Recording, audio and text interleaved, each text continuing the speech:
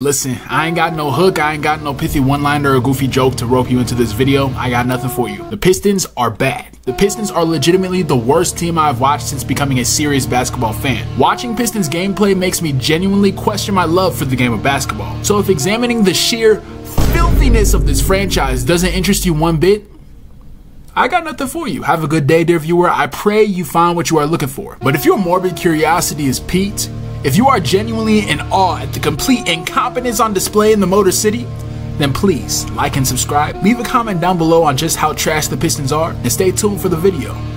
Welcome to the sweatshop.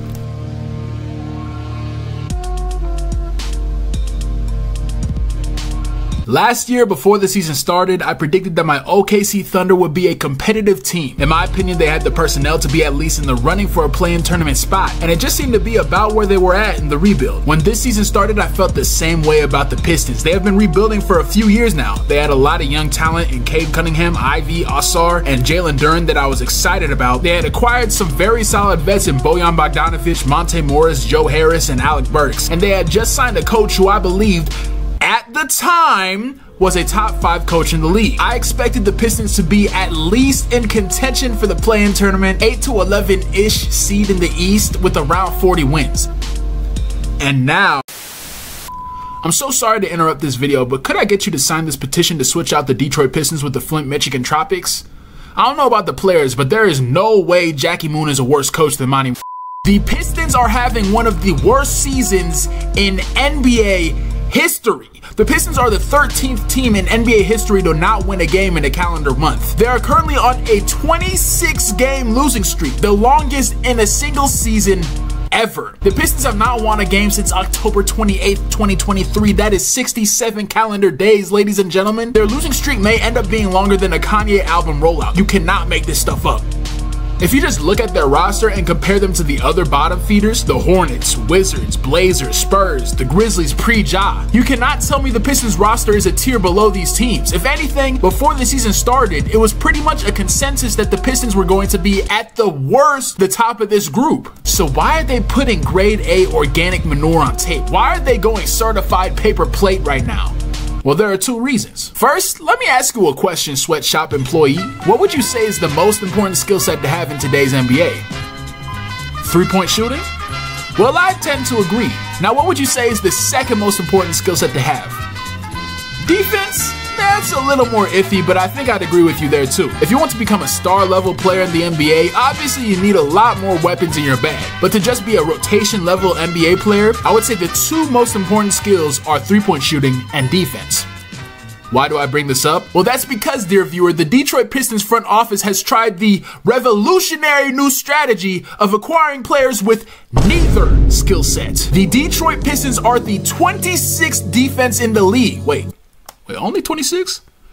That's honestly better than I thought. Combine that though with the 28th offense. And why is the offense so bad? Because the Detroit Pistons are the worst 3-point shooting team in the league. The worst. Last. Number 30 out of 30. Their team should be employed by Habitat Humanity. With the sheer amount of bricks they throwing up, they single-handedly solving the housing crisis. Looking at their roster, they got 4 players having a good shooting season. Bogdanovic, who's been a good shooter since conception. Kevin Knox, Marcus Sasser, a rookie who I actually like, and Isaiah Stewart. Outside of these 4 though, you got a bunch of expert carpenters, world-class bricklayers. And while I do think this will improve, I don't know how much better it will get because a lot of their worst shooters are the young cornerstones of their franchise. And on top of their league worst 3-point shooting, their defensive personnel is lacking, to say the least. Perimeter wise, the only time I see any opposing players have any trouble is when Ausar Thompson is guarding them. He is easily one of the best perimeter defenders in the league as a rookie. That man has been a lockdown defender out of the box, came out the womb with the Clamps badge on Hall of Fame. Other than that though, everyone else is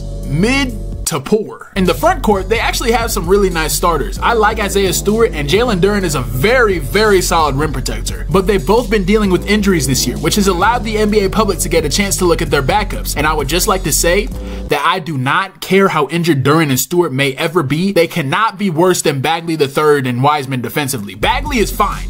And by fine, I mean he's just below average. He's not good by any means, but he doesn't do anything absurdly egregious.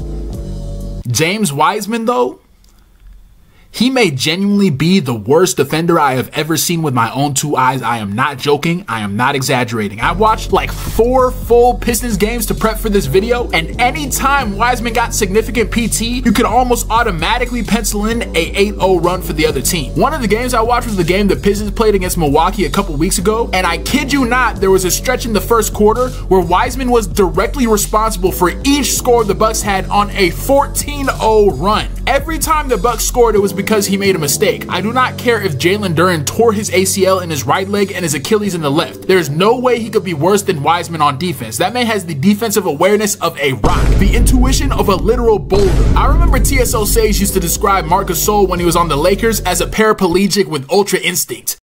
Wiseman is the exact opposite. He is one of the most athletic big men in the league, but his defensive IQ is in the dirt, in the trenches, touching the absolute core of the earth. So yeah, their personnel is not good. But still, I don't think this level of personnel is one of the worst teams of all time levels of personnel. They still have solid vets. They still have okay young talent. They should at worst be around the Hornets in win total in my book. So if I believe even with this personnel they are underperforming, then there's only one person you can point to. Now, it is the first 3 months of Monty Williams' tenure with the Detroit Pistons, so I will not make any definitive statements on how good or bad he is, because he could most definitely turn it around, maybe even this season. But regardless of what you think may happen in the future, we have to focus on what we've seen so far this season. And based on the evidence we have at hand, I must say, Monty Williams is in the process of pulling off one of the biggest heists in the history of our planet. The man received one of the largest coaching contracts in the history of the sport, and has repaid it by producing one of the worst teams to ever touch a basketball. And I was confused because I was of the opinion that Monty Williams was a great coach after his son's tenure. So to reconcile this cognitive dissonance in my brain, I sat myself down, duct taped my eyes open, and watched 4 Pistons games to see what exactly he was doing wrong. And in the literal first 5 minutes of the first game, I already saw the issue.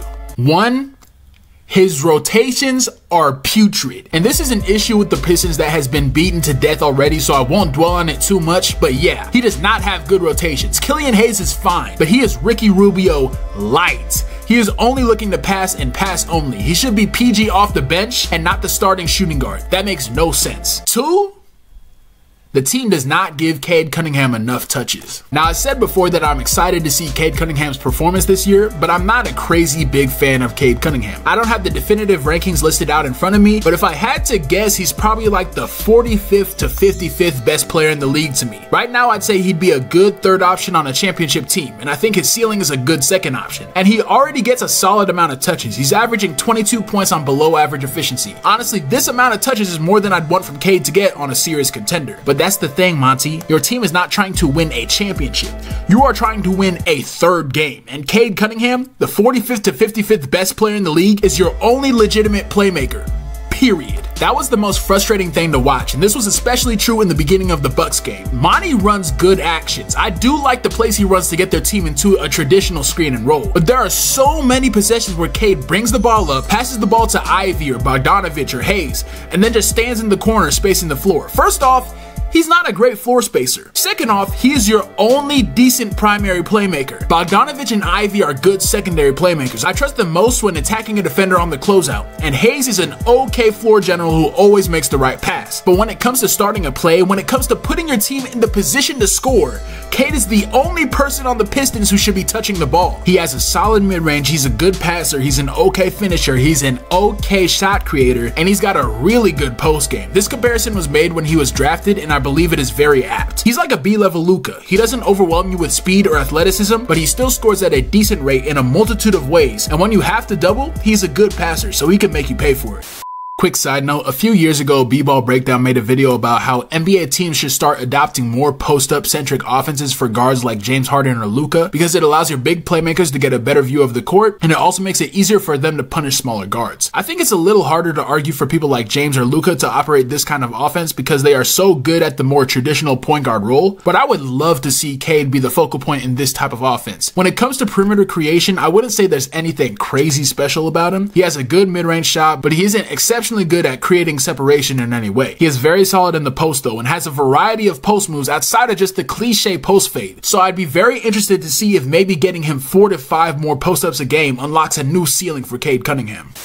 So why on earth is Cade making off-ball movements so Bojan Bogdanovic and Killian Hayes can run a pick and roll with Marvin Bagley? Pistons fans, am I missing something? Genuinely let me know, because this just doesn't make sense to me. I'm not saying Cade Cunningham is anywhere close to prime James Harden or LeBron James or the person whose playstyle he resembles the most, Luka Doncic. But what I am saying is the only way you guys won't be the literal worst team of all time is to give him those type of touches, because you simply don't have anyone else. So how would I fix the Pistons? I would start with moving Kevin Knox higher in the rotation than Killian Hayes. I think Killian Hayes still has a chance to be a good player, but this team is desperate for some shooting, and Kevin Knox is having a nice little mini breakout season. So giving him 20 to 30 minutes per game at this point is a bit of a necessity. I contemplated starting him over Ausar simply because having Ausar and Duren on the court is not good for spacing, but they are the Pistons' only two really good defenders, so not having either would turn this defense into a KFC giveaway. Free baskets for everyone. So their starting lineup should be, in my opinion, Cade, Ausar, Bojan, Stewart, and Duren. And then have Ivy getting starter level minutes but as a 6-man, and Sasser and Knox as your next two up.